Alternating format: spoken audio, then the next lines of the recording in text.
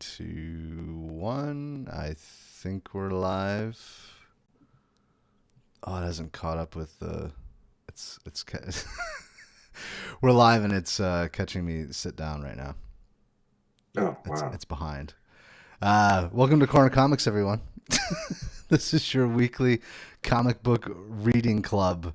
So we pick 6 issues of the week, single issues, old, new, everything in between.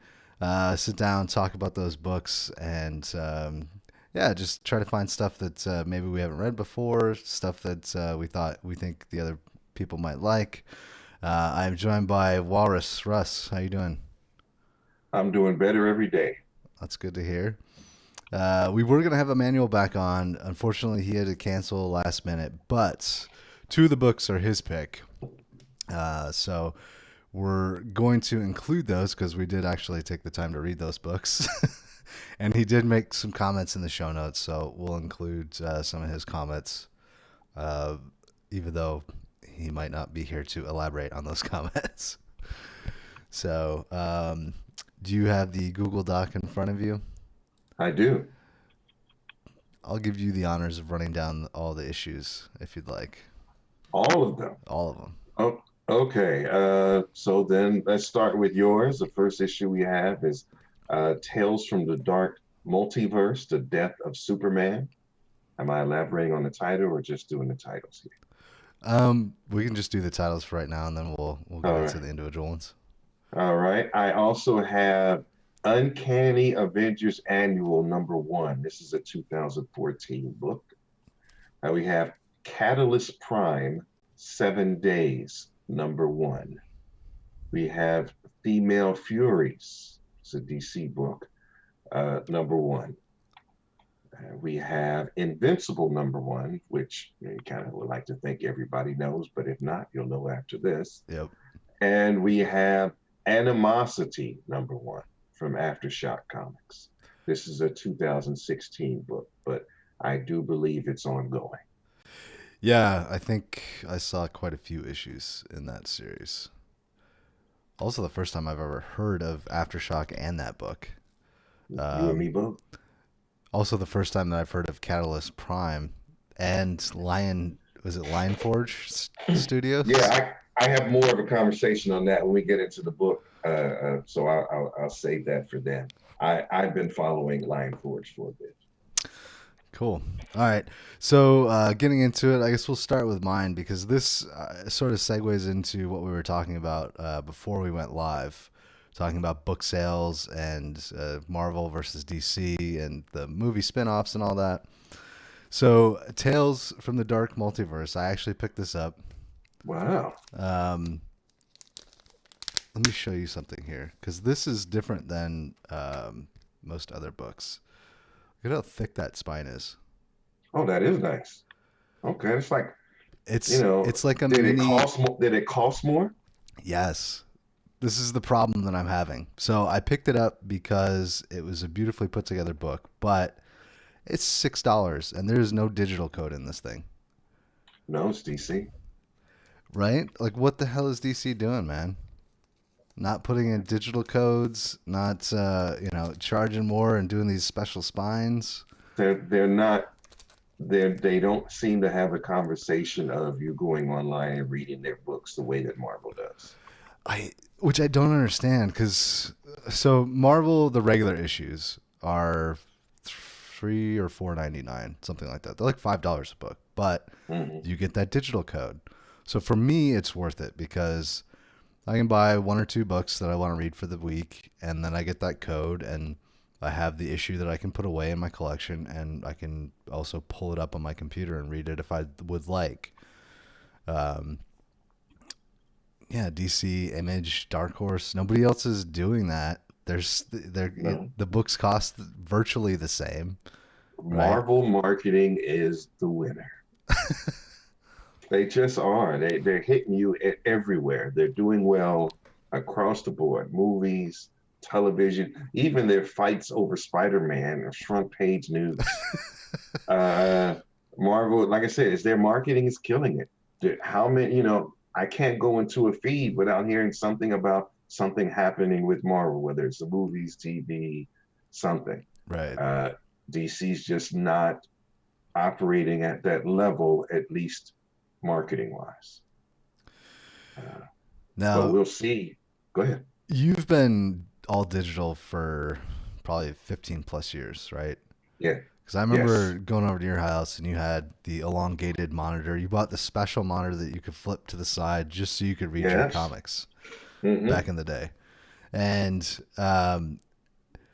I was thinking about, I was like, okay, most of these books, like this is a nice put together book, right? It's Yeah. the cardstock for the cover and everything. It's nice glossy. The pages on the inside are well printed. It looks good. But would you go back to buying books in a store if it was $1 an issue? Oh, if it's a dollar an issue, yeah.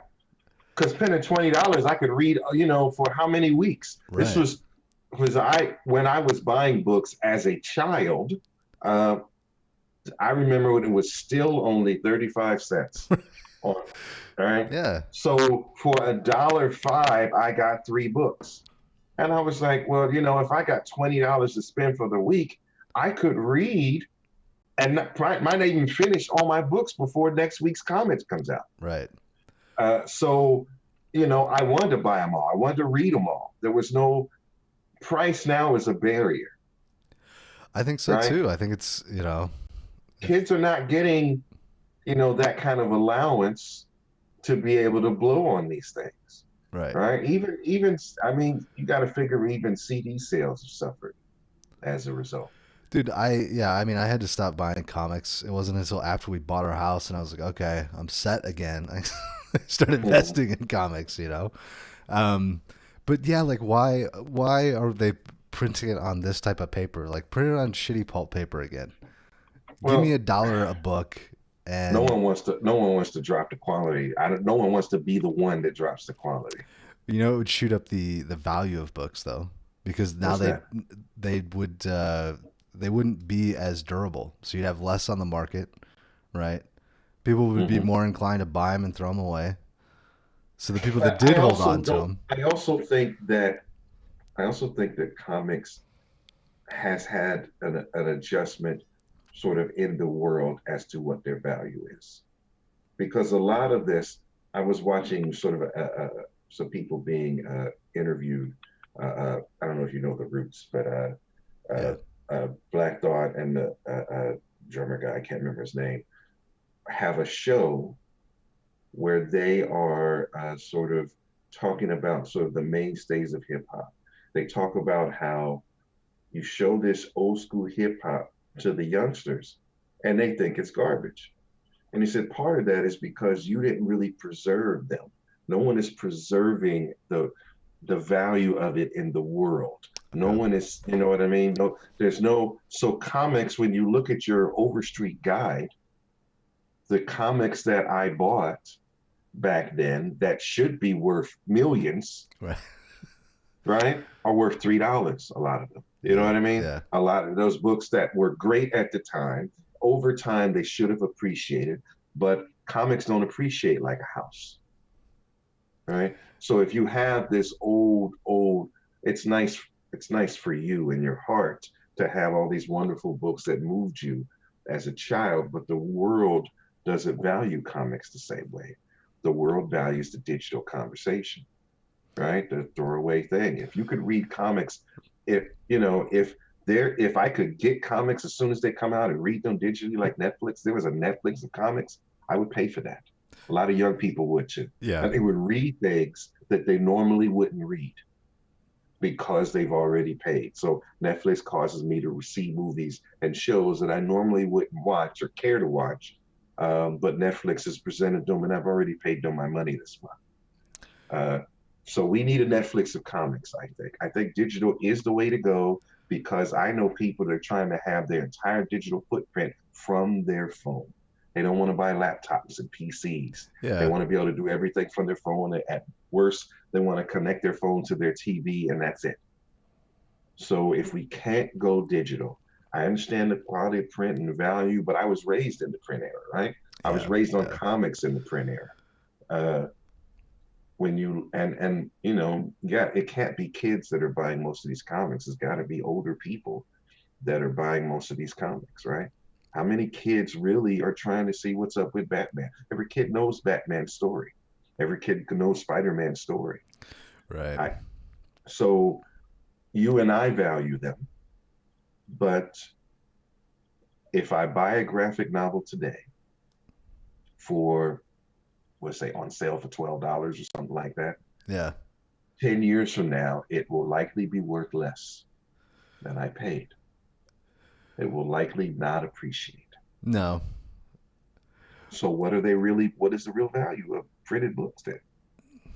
Well, that's a good question. I think the print market is moving more towards the graphic novel style.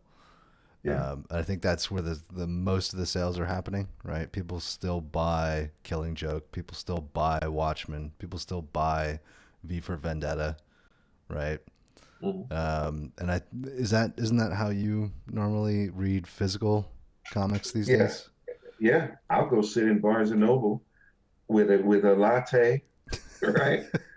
Put my feet up and then grab three graphic novels and make a whole afternoon of it. Right. Right? That's a good week. That's a good time out on a date with myself. Right. And then come home with all this stuff in my head.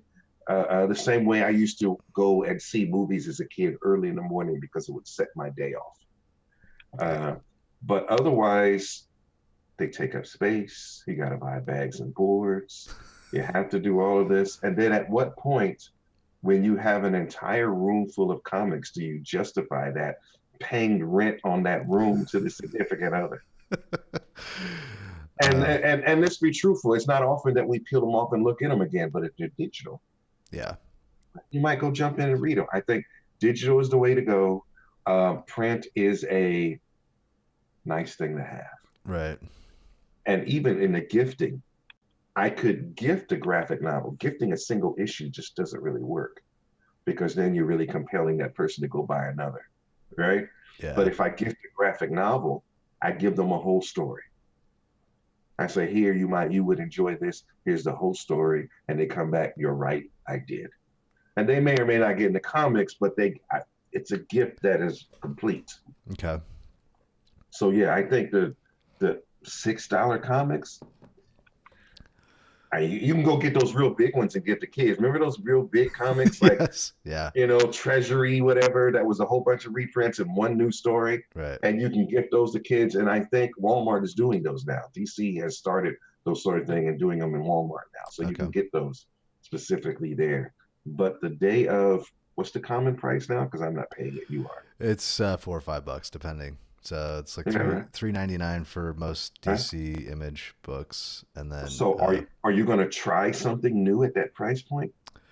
yeah. Well, I mean, so yeah, it's part of the reason I brought this up. So like the quality of this book was what got me to buy this and check it out, and partially because the Tales from the Dark Multiverse, the Nightfall issue, so the one before Mm-hmm. this, got pretty good praise, and it was a good story. Um, but yeah, it's sort of like in between. It's a longer comic. It's a full, complete story. It does play on stuff that's happened in the past, so you do have to have a little bit of lore knowledge.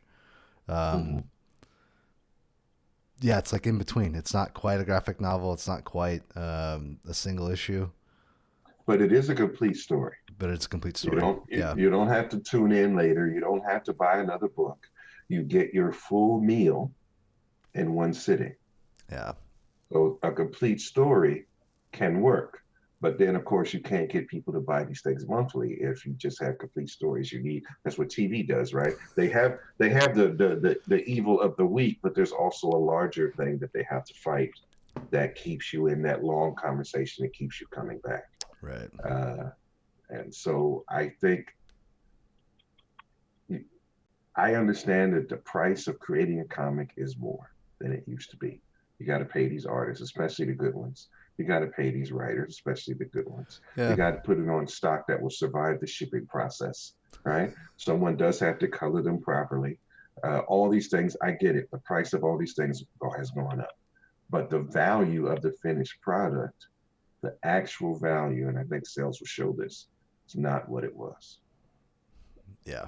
Doesn't quite match the price. Only people who were already into it sort of stay in. Now free comic book day is a nice thing, and I think free comic book day is a good idea because you can bring young people in, right? And say, here's a book. And It doesn't cost you any. and Go I ahead. I do see the young kids showing up for that, and people bringing their kids to try and get them into comics. But it's a free book, and the shop has to bear the cost of that, which sucks.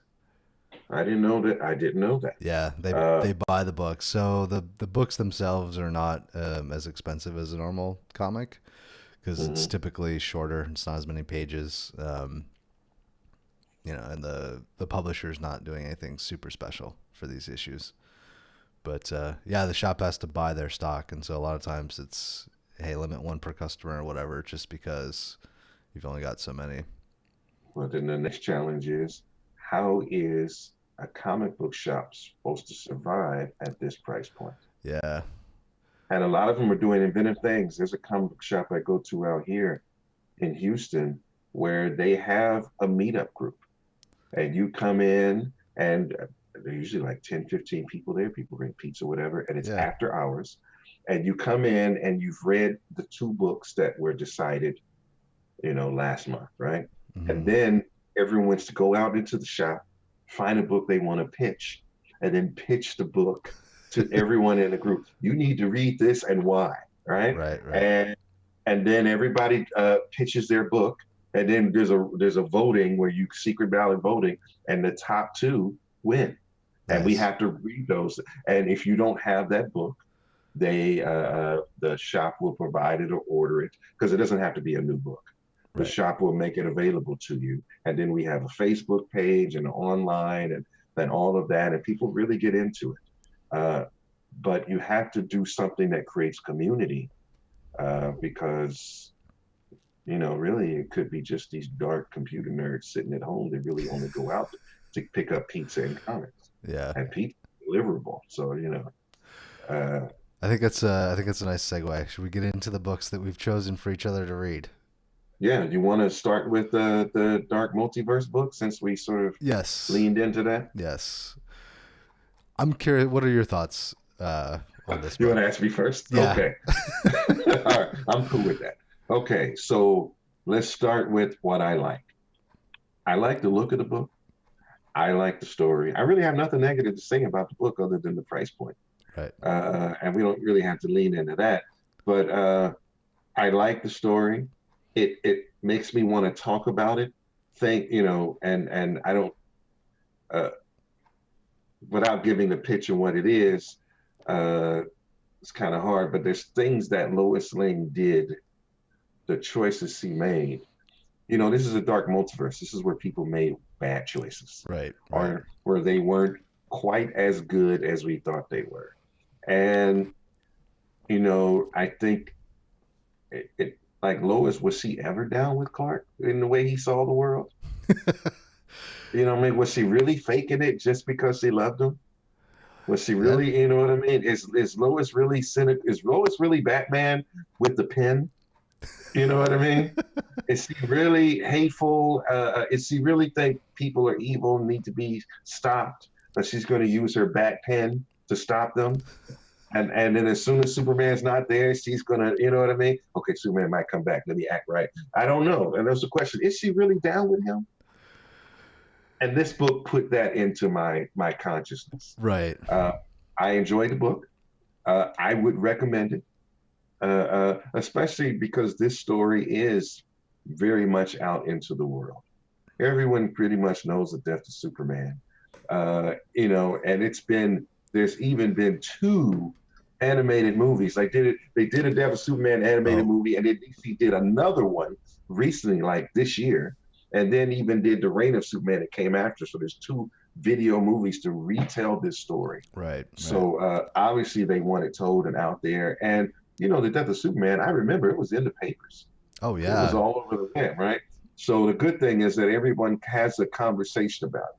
Another thing is the art reminded me of the original art from the series. Yeah. It wasn't the same, No. but I felt the same way. I felt like it was just taken from that and almost, let me it could even be some of the panels where it's actually the same taken from that book. I know they weren't, No. but I do like, if you liked it and if you remembered that story, there's, this didn't take you out of it. It's kind of This, a yeah, it's kind of a theme for me, I guess. The DC books that I do like have that 90s quality to the art and the way yeah, that the yeah. panels flow and stuff. Um, I'm not familiar with the writer or the artist on this book. So that was a nice surprise. Um, how do you feel about it being set up like a what if story?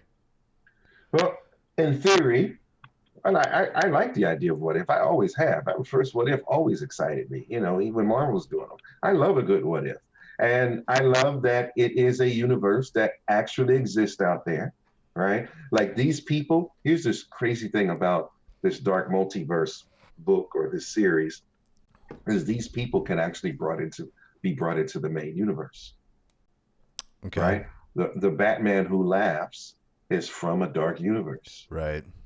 right? And even in his own book, he was bringing Bruce Wayne's that had made bad choices into, I don't know, you can't say 616 because it's DC. So what I like is also different about it, as what would not as much happen in Marvel, is that this Lois could show up. Okay. The Lois Eradicator. Yeah, the Loisicator, I don't know. Yeah. So I like the idea of not only are they there, but they're not far away. They're not just in some pocket universe that you can revisit 10 years later when you go back and read the book. They are part of the parallel universe continuity. Okay. All these people can show up again. All right. Yeah. Um, I don't know if you said this on stream when we were live or if it was after or before one of the shows that we did, but you're you're talking about you're like, Matt, why don't you just let people play with the toys? Let them do their own thing, not be so mad about it. And I got to thinking about that. And that's part of the reason that I picked this book. So I picked it up Well, at the shop, looked through it, and I was like, I don't know, man. I don't know if I want to spend the money on it. And then I heard your voice in the back of my head, Matt. Just let the people play with the toys. And I was like, God damn it, Russ. well, thank you. So Lois Lane, like, I'm just gonna throw it out there. This is spoiler territory. If you haven't read it, pause this or come back when the archive is up and watch this segment. But Lois Lane straight up kills Lex Luthor, straight up kills Batman, just murdering folks. And I was like, this is ridiculous. She has super best powers and she's running around killing everybody. How is this even? This is not kosher. I don't like this, but I'm gonna go along with it. Remember, it's the dark I know. multiverse. Everybody is jacked up, right? Everybody has made bad choices. Some of them have died. What surprised me though, because I didn't know, you don't know where the book is going to go. No. But so when she got her powers from the Eradicator said he failed to save Superman, right? Right. And so I thought we were just going to move forward. And then Superman in the black costume showed up, and I was like, oh shit. If she would have just waited, if the bitch would have just waited another couple of days, everything would have been okay. Right. But Right. she had to get all acrimony and just go all in. And look, I'm not mad at her for killing Lex Luthor. Some people got to die, right? I'm Well, not go kill the toy man, kill all them, but killing Batman, well. All right. So Batman would not have killed her. no, but this is the conversation that again a conversation we've had. I don't remember if it was on episode or if it was off air or whatever. But if Batman was doing his job, these people would not still be around. If he was actually saving Gotham, it's been what 60 years. He can't stop these supervillains, these criminals. So along comes a very angry Lois Lane with some Superman powers, and she's gonna fucking just murder everybody. I'm okay with murdering the villains. Go if you gotta kill the Joker, kill his ass. I'm not mad with that. We need a good Punisher cat that Right. Superman can't stop in the DC universe anyway. I was hoping Lobo would be that guy. You know what I mean? Because you can't really hold Lobo, right? Yeah. But Kind of you know, reminds me look, of Vigilante, which is I another agree. DC character that I liked back in the day. I also want to reiterate Batman is a failure. Batman, you gotta think about it. Supposedly one of the top superheroes of all time, yet it is not safe to walk the streets of Gotham. No. That means he's failed. He has traded 72 different Robins. I don't know how many of them died and came back, and all these people that are Bat adjacent, and still Gotham is not safe. You either got to nuke Gotham, right? But then you let Batman be part of the Justice League and make these decisions that affect the entire world, but he can't even handle his own neighborhood, right? Right. That being said, it's still not okay to kill Batman. It's just not, Yeah. right? And don't think that, Superman didn't consider it, right? Because, when you look at him in the power of Superman got all this power, whatever, this guy just has money and determination, is really getting hurt out there and really, doesn't have, because he is failing, right? Doesn't really have what it takes to do this. He should be, someone needs to retire him. And Superman could do that, but he won't. Right. But, and maybe it's the fact that Batman said, I won't stop. Maybe. Yeah. Maybe that's what tipped her over. But everybody else she murdered, I was totally cool with the murder. That's so cool. Yep. Kill that Joker. Yep, get him. Well, yeah, I was gonna say we don't know if Joker dies or not. There's no panel actually showing his death, but it's implied that she kills him. There's probably 3 Jokers anyway, so he just killed one of them. Yeah. But all in all, again, the issue came up for me was that did she ever drink Superman's Kool-Aid? Was she really down with how he saw the world? Or did she just tolerate that? Like, I know better than him. He's just small. He doesn't really know. Well, yeah, I was going to bring that up. I think that's sort of a sticking point. It's a consistent sort of plot device that they use. Is the dichotomy between the way Lois Lane sees the world and the way that Clark Kent sees the world, and it's their different perspectives that sort of make the couple work. Yeah. However, does that mean that she is one step away from killing folks soon as Superman is gone? I think so, She's always on the oh man. So the worst thing that can happen is not for Lois Lane to die, but for Superman to die. Because we got that whole unjust that's right, there is a parallel universe that works. We got the whole injustice universe, right? Oh yeah. Over Lois Lane dying. Yeah. All right. Did you see that they brought He-Man into that? No, I didn't even know. I thought, wasn't He-Man Mattel? It's DC Universe. Okay. They brought him in. And he may be Mattel, but he's part of the mythos. I remember the DC Comics where Superman went to Eternia to visit, I don't know, to visit or they fell into the universe or whatever to visit He-Man. And even on the cover, because covers are always lying, right? In the cover, I'm fighting against He-Man, and he might actually be able to kill me. But there is an upcoming Eternia universe comics where they're going to be parallel He-Man that have to stop Skeletor, and the only one that may stop them is an actual Skeletor from another universe that may be able to stop this evil Skeletor. I want to read that book. I might check it out. Okay. Yeah. We'll see. Maybe it'll make it to Corner Comics one day. All right. Do we want to pick another random one, or you want to go with my second pick? Let's pick a random. Let's pick one. Let's pick, because I really am interested in this book. Let's pick Animosity. Okay. So yeah, this is Emmanuel's second pick, Animosity, Aftershock Comics. My initial thoughts is George Orwell, it's George Orwell, sort of on psychedelics. It's Animal Farm on steroids.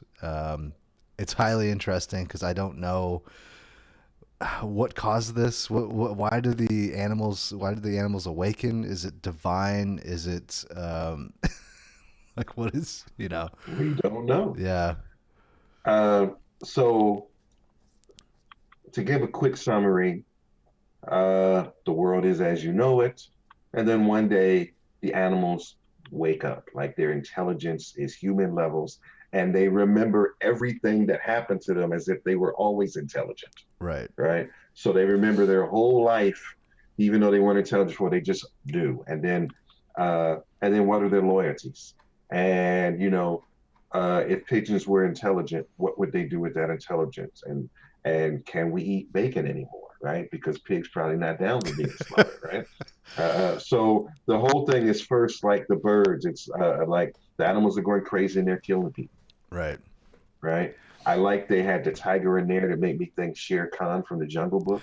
Yeah, yeah. I was right, and then I liked this dog that was there for this little girl because she was always there for him, and he can't shake that loyalty. He just loves her and will do whatever, live his whole life to serve her because of who she was for him for his whole life. Right. So, and then what happens when you're in New York and the rats are have a say and they have guns and they're willing to kill behind that because animals are savage by nature in theory, right? Yeah. And then what happens to the economy? Where do people get food from, right? Can you milk cows anymore, or do they need to get paid? And is there a minimum wage, right? Do you have to pay chickens for their eggs? Because chickens have to pay rent, Right. right? And so what happens? And then what happens if you have who's the mayor of New York now? I have no idea. So let's say we have a Republican Trump-ish type mayor, and the animals are demanding equality, and you got Trump in office. What are they going to do? Right? You already know this is going to be blood and carnage, right? Because there's no, Right. you know, Trump will probably say, "Go back to the farm" or something, something crazy like that. So uh, the straight up murder for the animals we're doing, the straight up killing, and then the straight up certain animals, a lot less than you might think, uh, uh, uh, uh, change some of their loyalty to humans, and then some were just sort of out for themselves. Like you got to think rabbits don't want to get eaten, but they ain't bringing milk either. So how do rabbits survive in this kind of world? How do they have a say? And all of that, how all of that might turn out, just made me love it because it kept raising questions like, well, I don't know. Yeah. And I don't know, but I want to know. And I don't know. And oh my goodness, this was amazing. I never thought of this. And I want to know more. So this book made me want to read more. This book was amazing to me. I laughed. There were times when my heart broke a little bit, all in the same book. You don't really get that in one issue. And this book did. Not a lot, yeah. The art was decent. It wasn't amazing, but it didn't take me out of the conversation at all. It's a great premise. I don't know why it wasn't done before. And they spoke English, by the way. So that was another thing. Like, did they speak English? Do Russian horses speak Russian? You know what I mean? Do they speak the language? And here's the thing: how did they learn? They knew concepts like loyalty and all that. They don't learn that just by listening to the language. So their intelligence increased, but there's something else going on because it's like they all went to school to at least learn these concepts. Their English wasn't great, Right. the I and the pronouns. But how do you know what loyalty is? How do you know what compassion is just by watching humans and you're a chicken? Right. You know what I mean? So there's something here, and I want to know what that is, but I also want to know what happens to the world where animals are players. Do we start sending chickens to space? You know what I mean? Who gets their own colonies? We got a chicken colony on Mars. We got, a rabbit colony on Venus, whatever. And they do fit in spaceships better. So maybe we can get a whole. So I want to see all that info. I want this to be an animated series. I want this to be everything. Yeah. So I love this book. 2 thumbs up for me. Definitely. It's kind of funny. The one of the first pages is there's rats attacking this janitor, I guess, Yeah. And the dialogue boxes, as I was looking at the dialogue boxes, and it's like, die you bastard, die die die, you know, and it's the rats like eating into this guy, and I was like, Yeah. is that the rats talking? Yeah, at first I didn't get that, right? At No. first I was like, why would the rats be saying that? Maybe someone messed up the dialogue boxes. It wasn't until after I finished the book and came back to it that I got the rats were just repeating what he was doing when he was killing them. Right, right. And then the next page though is like a regular dialogue page, and it gives you some statistics and things. But it's one of the last lines on that page um, that I love, and it says, "And since we got the data from animals, who knows? Maybe they're fucking liars." Yes, yes. I did like that. That so that's where I get the Orwell comparison, right? The Animal Farm comparison. Hmm. Um, like, yeah, maybe they are just like humans. They're, you know, so And are they and again, we don't know what device raised their awareness. yeah, we We have don't know if they are being humanized or if that is their true nature coming to the forefront. We don't know any of it, right? Because you obviously going to have to read, and it's not in the second book because I read that one too because I okay. had to. Yeah, I the other interesting question too is when this level of sentience comes to occur, is there immediately violence?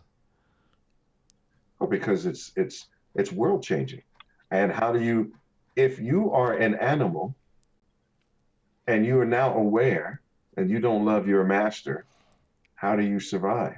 And you have to do it now. There's an urgency, right? Okay. Like if you come home from work and you find that when you come into your home, you are already there.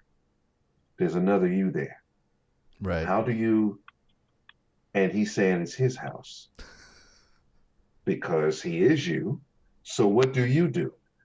And in some cases, one of y'all got to die, right? Because you got to think, I'm not living on the street. What is this? This is my house. What am I going to fight for? So imagine that scenario. Okay. And then he's thinking, it's not going to be two of us, Right. right? So, and I know how evil this other guy is because I am him. One of us got to go. So if you're an animal, why not? Another thing that interests me is I used to have hamsters when I was a kid, Okay. and I went through all this trouble trying to get them to breed. And I remember the first time that my hamster had 12 babies, right? And I went and looked in the cage, and I saw the mother biting the head off of one of them. And when I saw that here, I was like, oh, so because since a lot of panels with no words, right? There's a Yeah. lot of panels that are just showing weird stuff that makes you think, right? Yeah. And then when you come back to that panel, and the other baby hamsters were like, and then the mother is now aware, and it goes back to eating the baby, and then the baby's like, oh my God, she's evil, right? Oh shit, maybe she is, right?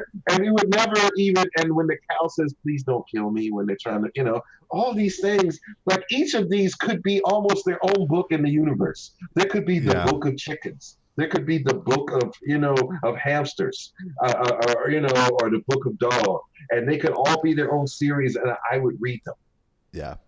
Yeah. right? I don't know where they are now or how well this series is doing or how well it was received. I didn't get to research that. But there's so much here. This is why I read comics. I walked away with some feels, and I want to do that when I buy a comic. You know what I mean? I buy a comic. When you go see a good movie, you want to walk away with some feels, Yeah. right? Yeah. And not just pissed off because it was terrible. You know Yeah. what I mean? So this book for me, the art was there. The art, I said, remember the art wasn't terrible, but the art told the story very well. The conveyance of the story, of the emotion of the characters, very well. So whoever the artist was, him telling the story was kind of amazing. And I don't know who to attribute that to, or if it was written that way. But and then the story. I want to know more. There's so many different stories here. I want to is this cow going to be in the next issue, or is this cow just here for now? And what about that iguana? And what about the killer whale? And what about what about the pigeons? Because there's a lot of those. Yeah. And I want to know more. So this book, 2 thumbs up. I don't know what you give it, but it's got my praise. Yeah. Definitely 2 thumbs up. I think it's 24 issues right now, and I think they just came out with the 24th issue. So it's been going for 2.5, 3 years now. Now I can Depending on see how long myself. I can see myself gifting the graphic novel of this to someone. Yeah, I don't know how many issues the first story arc is, but I'm sure the first trade probably has the full first story arc. Mhm. Yeah. But so yeah, and even I would say this is a buy. Like if you were looking for something to buy, this issue number one, and you were in the comic shop, I say this story here, what it gives you, is worth the $5. It's a buy. It's still a great book. It just is. It's just you put it on your you leave it on your coffee table and somebody reads it like, oh my God, and then now you have something to talk about. It's Right? yeah, well, it is Aftershock, so it's probably $3 or $4, not a full Okay. $5. All right, there we go. See? But yeah, no, this is. I think I'm probably gonna have. I'm gonna check out a few more issues of the series, and I'm probably gonna see if I can get my wife to read it because she just cannot get into the superhero thing, and that's like her biggest barrier for comic books, and the reason that she doesn't really read them. Hmm. This is a good book for somebody who's interested or curious about comics, but can't get past the men in tights. You know, Yeah, I'd say so. so. And again, this is just begging to be a series. Why is it? You know what? Netflix should do this because Netflix doesn't have to rate anything, right? They can do RG or whatever. They're not like Disney trying to keep kids safe. They could just do this, Yeah. right? And we will watch it. All right, let's pick one of your issues. Okay. I'm gonna go with Catalyst Prime, man. All right. Now I'm just gonna sit back. You tell me what you thought. So originally, like the first couple of pages, I was like, God, this dialogue is so corny. There's there's a few panels where um, you're being introduced to this world and these characters, and it's the first character that you get introduced to is this woman that's a CEO of a company that's the largest company on the planet or whatever, right? Hmm. And some of the dialogue is like, well, everyone knows who you are. I'm just like, oh my God. All right, I'm gonna power through this. And then I powered through it, and you find out about this cosmic stuff that's happened, and now people have powers. I'm like, okay, it's a little bit different take on the whole mutant thing. Basically, is kind of what my thought process was, um, and it develops quite nicely. It's actually pretty interesting. It throws in some modern stuff that you don't always see in comics. The way that people are living their lives and going about their daily business. Um, I don't know. The artwork's good. It's solid. Gail Simone, I've seen her name quite a bit in DC Comics. I've never really gotten into any of her work, but maybe this is the first opportunity that she has to really do her own thing. So I want to say about Gail Simone has been in the game for a long time. Yeah, So that may be why you're kind of like, this is, and she does do a lot of DC, but she also did some Deadpool. She also did some Agent X. Let's see. I'm trying to see because I had to pick. I can't find a whole lot of Marvel. She's the Red Sonja. Uh, but mostly her stuff is DC. So I get that there's maybe a little corniness, I've sort of seen this before, yeah. but but I didn't want to interrupt you. I did. But do you have more, or do you want me to move forward? That was kind of it. I like, and I put this in the show notes. I like that the diversity in the book is not forced. Yes, The, that was huge for me too. yeah, because a lot of the times I feel like they're coming up with these things like, well, what can we do? Let's have a handicapped gay person, and we're gonna force it on this character that we've already got. It's like, why? That's so just to make a character who happens to be these other things, and this is how Yes, they experience life. yeah. Don't let whatever disability or alternative lifestyle. Don't let that be the story. Right, Let that be exactly. something that's happening in the story. Yeah, Uh, which is exactly what I got out of this book, and I thought that was very cool. And this is I think it's good because it's a book that a kid could pick up, and just like for years, I didn't realize that Hardware was black until you brought that up. You're like, this is a milestone book. He's black. I was like, I don't remember him being a black character, dude. I'm actually happy you saw it that way because it doesn't have to be that he's black. I think we talked about this before off screen where the CW shows, Right. right? I'm okay with Arrow, I'm okay with Flash, but then we got Supergirl, and the biggest thing about the Supergirl universe is I Am Woman. There's so much I Am Woman that I don't really care about Right. the other stuff, Right. right? Because every episode, I'm a woman, I'm feeling, and I need to, and I'm like, stop going through the woman specific journey and go through the journey and be a woman while you know what I mean? Yeah. And then I looked at Black Lightning, which is the I Am Black. It's so leaned into the blackness, so much more than the hero part of it. Right. And it keeps doing that. And I'm black. I like the black conversation, but there's some preachiness there that I'm not really trying to watch a show that's trying to preach to me. Just tell me a great, entertaining story. Right. And if they're going through some things that are unique for them, that's cool, but don't make that the story. Don't make that I'm black, I must survive and all, and don't make every single good character one race. So I don't know if you got to read, because I had the, I don't know, was there a part after where they, and after it, I don't remember where that. they sort of talk about the conversation of people that are making this, about the sort of the what Lion Forge is trying to do with their superhero universe. I read a little bit of it. I skimmed through it. I didn't read the whole thing. So, So one good thing about it, is that each of these characters, when you find a superhero in there, they like put their name in some kind of crazy font to let you know this is a named hero. Well, each of these characters actually has their own book out already. Oh, that's cool. And some of them are more than 20 issues in. So if there's a character here that you like, that you want to know more about, there's a book with their name on it that you can go read.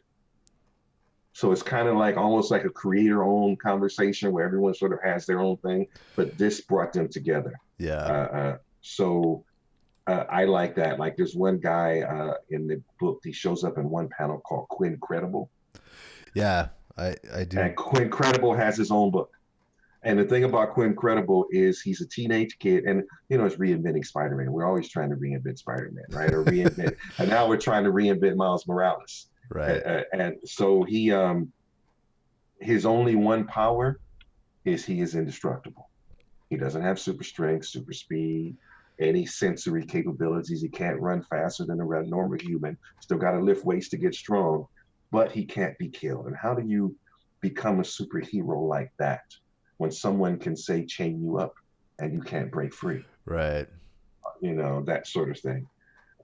So each of these characters, if you're interested in the story of how they got their powers, how they came to be, remember how Marvel started with the individual heroes and worked their way up to Avengers? Yeah. And DC tried to start with Justice League and work their way down. This one, they actually did try to work their way up. This is the first book that brings them all together. And they do guest star in each other's books from time to time, but this is the secondary event. And I'm looking at, in my head, all these other universes that Marvel and DC have tried to create. There was always one event, right? And DC used to do them almost annually. One event that created all the superheroes, or a whole bunch of superheroes, or a bunch of new heroes. So in this universe, one event started the process of all the creation of all these heroes. Right. And they all have their own stories. They all know each other or not. Some of them are smarter than others. Some of them were whatever. Some of them were scientists. So some of them were direct. Some of them were adjacent. Some of them were mistakes. All these other different things. But when you look at, I don't know if you remember, Marvel did something called the New Universe, where they invented Star Brand. Yeah, I vaguely remember it. It was. Yeah, so it was a regular Earth, and then something happened.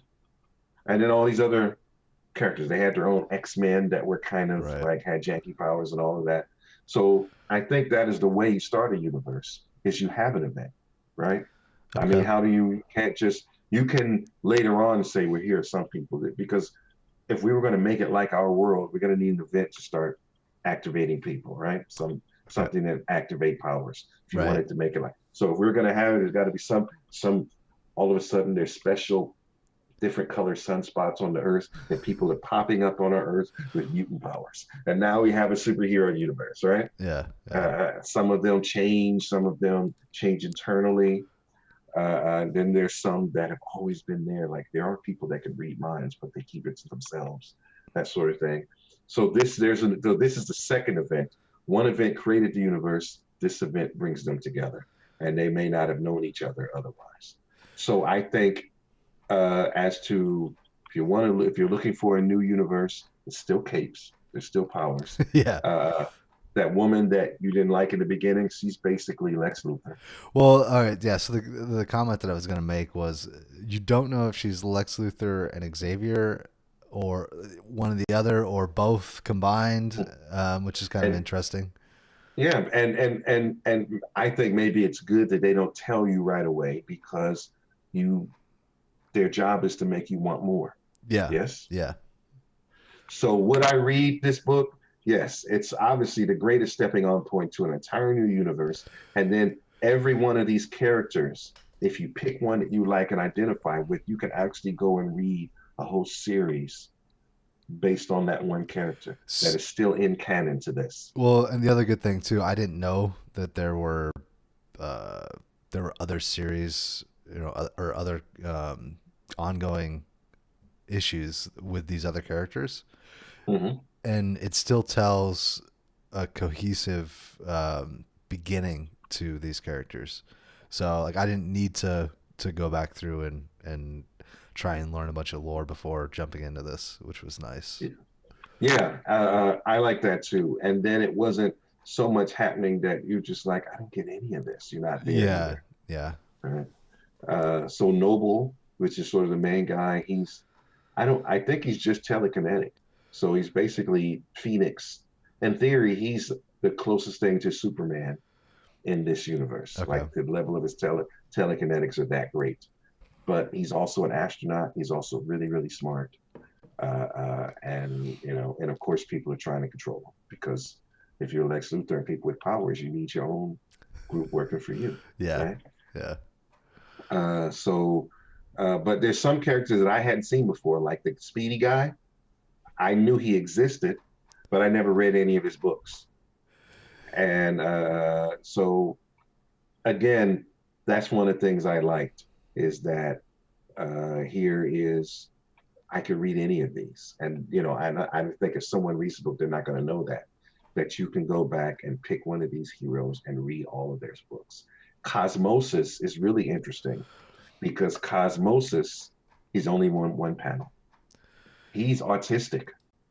okay, So he's an autistic dude with powers that's trying to fight crime, but he still has the issues that they may have. And he looks, I guess, mongoloid. I don't know the right way to say, certain fine, people with certain challenges yeah, look a certain way. And he looks like that. And he's dealing with that. He's still trying to fight crime. There's some of these people are in jail. Some of them, it's interesting to each of these stories. And yes, there is a lot of diversity, meaning not white male. right, And most of these books are not white male, but it's not preaching not white maleness. no, it's You know what it's I mean? It's just this is a person in this situation yeah, that happens to have this challenge or this issue, or they're a woman or whatever. And not all of them are not white either. So there's that. So was it as amazing as the other book we just talked about? No. But uh, I'm thinking once this is in graphic novel form or trade form, this is going to be a great complete story that you can then move forward into other. I think it's a good entry point into this universe. yeah. And this is the first issue. That just came out this last month, right, in October. Yes, So exactly. perfect time. And Gail Simone been in the game for a while, so get it right. Yeah, yeah. All right. And the art wasn't bad either. No, the art was good. The art was It looked like it kind of looked like a DC book of the 90s. yeah, I could see that. I don't. Yeah, I don't really know that I have a comment. There wasn't anything stylistically that really stuck out for me. Yeah, Um, I'm with you there. the panels moved like a normal comic book. There was nothing like spectacular that they did with that. Um, the expressions on the faces were pretty good. Sometimes you run into issues where it's like characters will say something or whatever, and like the face doesn't quite match. That's Yeah, always yeah. off-putting to me. Hmm. But this one, So it's serviceable, no faults. It no, does carry the story, yeah, uh, and it's not doesn't take you out of the story. no, and So yeah, it feels like a lived-in universe. Like they're actually in these places where they're supposed to be. Unlike my comment about the Batman Superman book we did a couple weeks ago, where it just felt empty. yeah. I know you can run into that sometimes, but this was good. So I'm looking forward to it. I'll read the next one when it comes out. Okay. So next book. Do we want to jump into my second pick, Yeah, uh, let's go into your second pick. so we can get it out of the way? Because I know you didn't like it. Yes, but I need to explain myself, so there's an opportunity All here. right. So my second pick was Uncanny Avengers Annual #1. This book came out, I want to say 2012 or 2013. It's an older book. Hmm. Um, the reason that I picked it was sort of to go along with the voice in my head when I picked up the Death of Superman book. It was like, just let people play with the toys. I was going back through because when I was in the shop, I was talking to the owner, and we were going over like, yeah, right now is kind of the season for annuals. A lot of publishers put out their annual books for all the major issues, and I was going back through my collection. I was like, well, what's one annual that's sort of a self-contained story that I might be able to throw up on the list that I liked, and so that was this one. Um, Rick Remender. I love Rick Remender. He's an amazing writer. Paul Renaud is a decent artist. And Uncanny Avengers Annual 1 is the story of. It's a Mojo World story where Mojo is pitching these ideas for different shows, and the superheroes are sort of caught up in that. Um, so that's my pitch.